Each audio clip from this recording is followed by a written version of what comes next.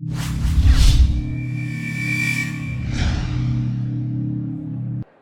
to SHOT Show TV. I'm David Lomardo. We have with us today a consultant for the National Shooting Sports Foundation, Mark Stewart, and Mark is getting involved with military. So Mark, tell me a little bit about recreational shooting in the military. Historically, the military has not been particularly friendly towards private firearms, have they? No, not really. In fact, if you go on most bases, you'll see stickers all over the place, no privately owned firearms and stuff like that. And I think that goes back to a sense of control of what they can and can't control, and it's really hard to control privately owned firearms in military bases, and there's a fear factor of that. So like in most base housings, you're required to have double or triple locks on all your privately owned firearms. You can't have them loaded in your house or anything like that. So I think it's a big fear factor. It goes back into, I think the greatest example is when we started having active shooters and stuff like that. The Marine Corps kind of looked at what can be done. Can we have an active concealed carry on base? And it really comes down to, and I was kind of actually against having active concealed carry on base, because if you look at a Marine's mentality, if you say active shooter on most bases that run, fight, hike, they'll do exactly that. You say active shooter on a Marine Corps base, you're going to get 200 Marines going where? So you gotta understand that concept. You know, most of the Marines have a gung-ho attitude. Fine, we have a threat, let's go seek out that threat. So you got to also look at it from that point of view, and I totally understand that. So it's not like a regular civilian job.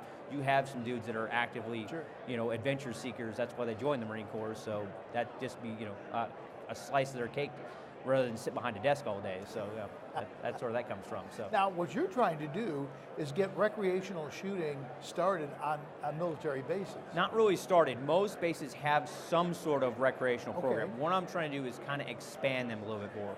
So if you look at most military bases, they have skeet and trap ranges. Some have pistol ranges, some have a small rifle range, a lot of them have private clubs and stuff like that. What I'm saying at the end of the day is it's come to the point where when you look at our defense spending budget, it's a lot. We're spending a lot of money. And if you look at the skills that your average infantry Marine is required, there's a lot of other things besides pulling the trigger on a rifle. And there's a lot of man hours spent on that, so they're not primarily focused on shooting their weapon 24/7. There's other things they have to do. But if you look at military members, most of them own an AR or a Glock or something like that, and they want to go train with those weapons. It's not a casual sport to them. They want to go out and train and be more proficient.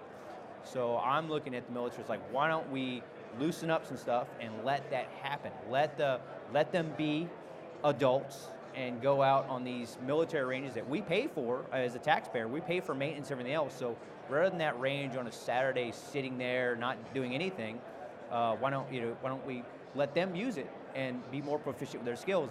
I think one of the best comments I got was like, well, we pay for maintenance on these ranges. And I was like, well, I pay maintenance for my truck, but I don't sit the truck in the driveway and look at it because I pay maintenance on it. I go out and use it. So if we're already maintaining it, why not use it?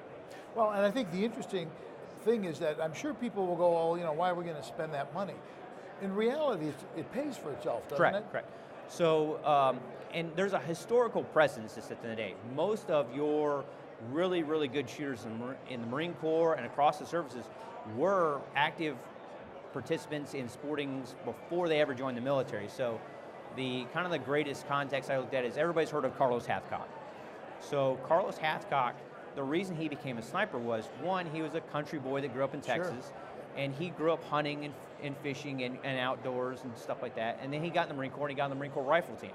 And he won the Wimbledon Cup, which is a very, very tough competition at Perry. Well, his boss went to Vietnam. He got on this 1st Marine Division CG staff, and the Division CG was like, I need snipers. Go get me snipers. So his boss was like, well, I'll just go gather up my rifle team. I don't have to teach him how to shoot. I just have to teach him field skills. And because Carlos already had the field skills growing up, and he had the marksmanship skills that he already had and learned on the Marine Corps team, that was really your first iteration of snipers in Vietnam.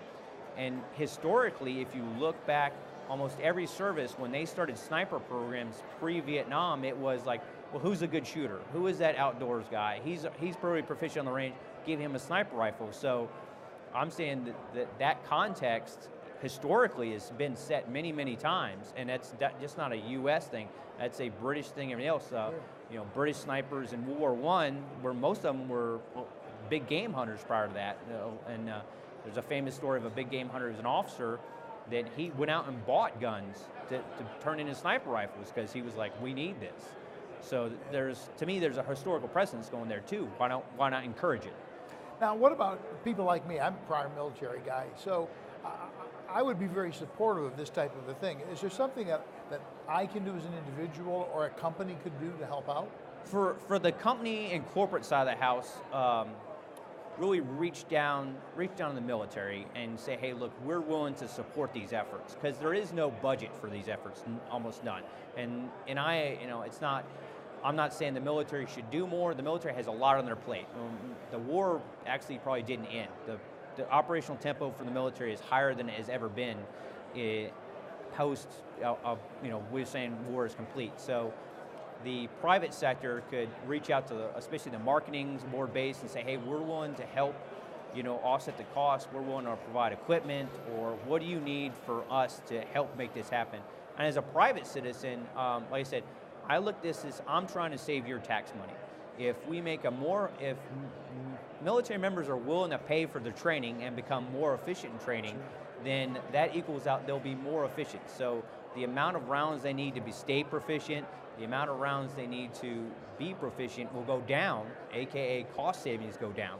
So I encourage citizens, you know, engage with their local bases, write your congressman and senator, hey, look, why isn't this more?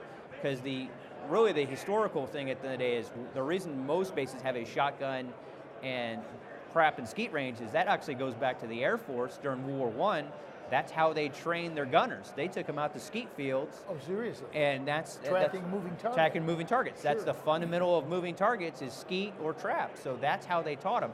So that's an old historical precedence that has been that just keeps going. And then the other flip side of the coin is, you know, shotgun ranges don't take that much room at the end of the day. So I think it's a good thing all around. A lot of things have changed over the years. You know, as we were conversation, we mentioned Bill Clinton was not a big fan of military members having guns. And in today's society, you know, guns are a constant thing. But in this context, you have already responsible adults that are carrying pretty powerful firearms on their daily basis. So to me, I look at a 20-year-old kid out carrying a fully automatic IAR. And he wants to go train with a Glock on the weekend. To me, that's a step down what his normal responsibilities would be. So, yep. Mark Stewart, helping the National Shooting Sports Foundation help the United States military.